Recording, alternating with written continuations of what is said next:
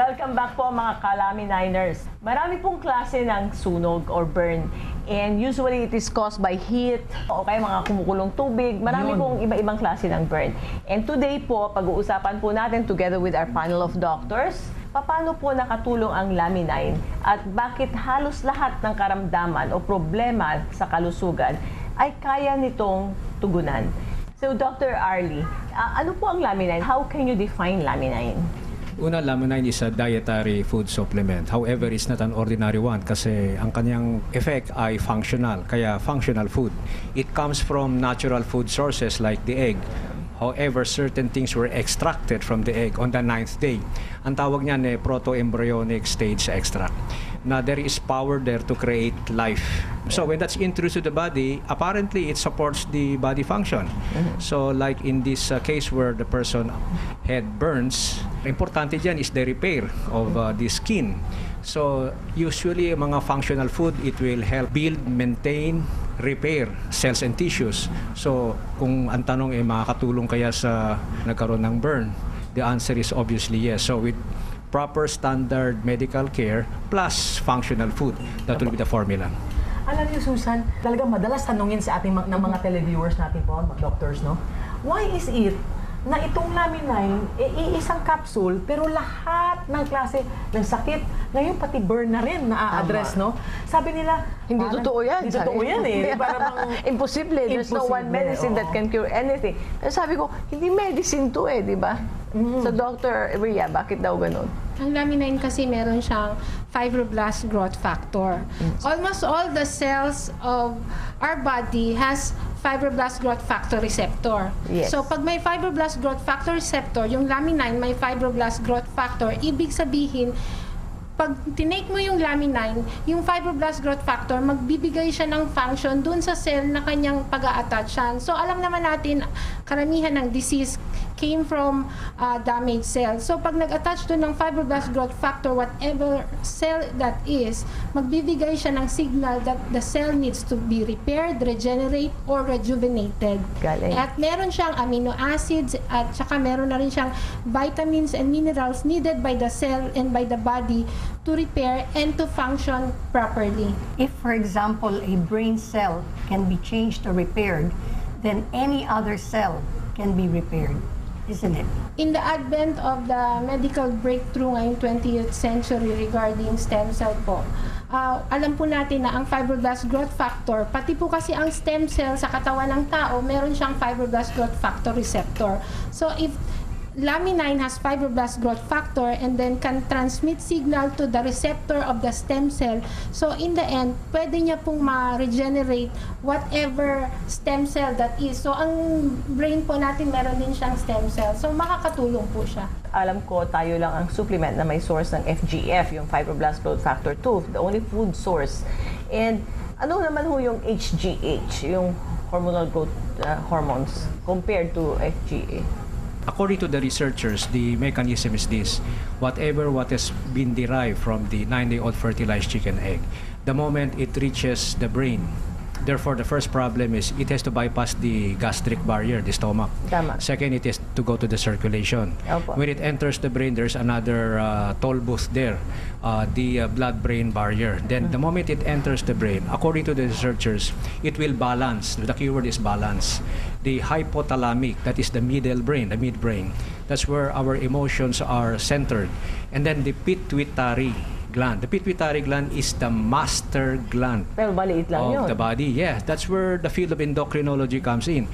Then andun niya lahat yung mga precursors sa hormones that will be released to trigger the glands like the thyroid gland, the pancreas, the gonads, gagalaw lahat yan. Yun yung endocrinology. And then the other aspect is that it will also stimulate and balance the adrenal gland. That is the gland that is sitting on top of the kidney. That is where we get energy, metabolic expenditure. So, anabolic ang function. Big sabihin ng anabolic, yung building up of energy, building up of the body. Since nasa hypothalamus, yun ay mechanism na it will influence your emotions. Kaya nga it will influence the mind, the emotion, and the body. Very rare can you find something, whether medicine or food supplement, that will balance all three.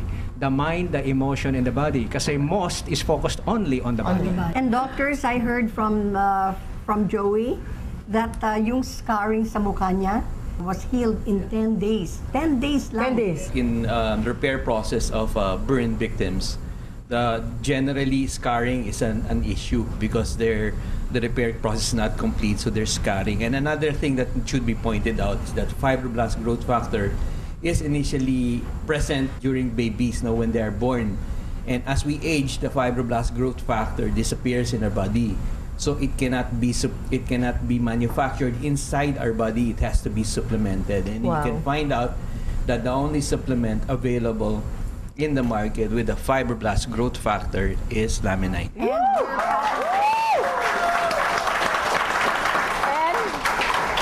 the good news is, it is in the Philippines.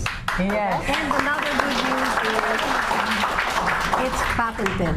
Yes, so ano po yan? May Tayo lang clinical meron studies nun. pa, ano? Yun na nga, no? That's one of the questions that we have from our Twitter, FB accounts, no?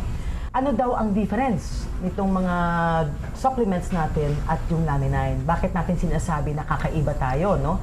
We have something that other supplements doesn't have. Pwedeng sila merong amino acid, vitamins, and minerals, pero ang wala sila po doon, yung patented na fibroblast growth factor.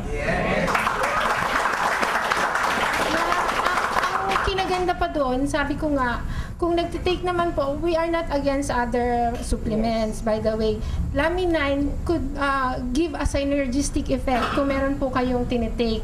But then, if you ask me if you choose among others, you could take laminine alone kung supplement lang. But if you have a maintenance drug, make sure by the supervision of your doctor also, you need to take laminine and your maintenance drug. So, para po mas mapabilis yung recovery nyo at saka para ma-achieve nyo yung desired effect nyo with regards to your health. I have one more question, doctors. You know, ako, my tendency to have keloid, no? Also my brother, no? And napansin niya, nawala yung, mayroon siyang operasyon sa tiyan dito, nawala yung keloid na almost 15 years na nandun na, umimpis na talagang nag-flat na sa skin. And for me alone, ganun din ang nangyari, nawala. Pati yung konting stretch mark, ganyan, nawala. Bakit ganun? Part of the repair process in wound healing involves the keloid formation, especially in individuals who are very prone to keloids. No, as time goes on, the keloids tries to repair itself and becomes umiimpi siya, lumiliit. But in most patients who are keloid formers, they become bigger, they become more prominent. And the good thing about laminine is they try to repair the collagen inside the skin and remove the keloids so that it becomes lighter. Wow.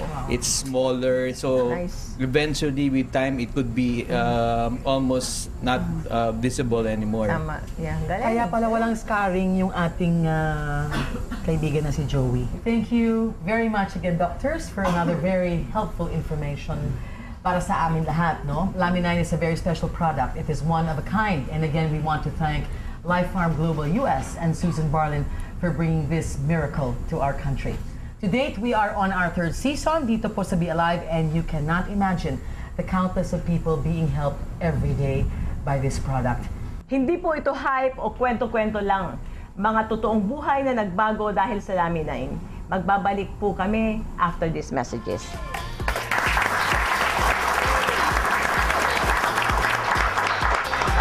We're gonna fly high, be alive.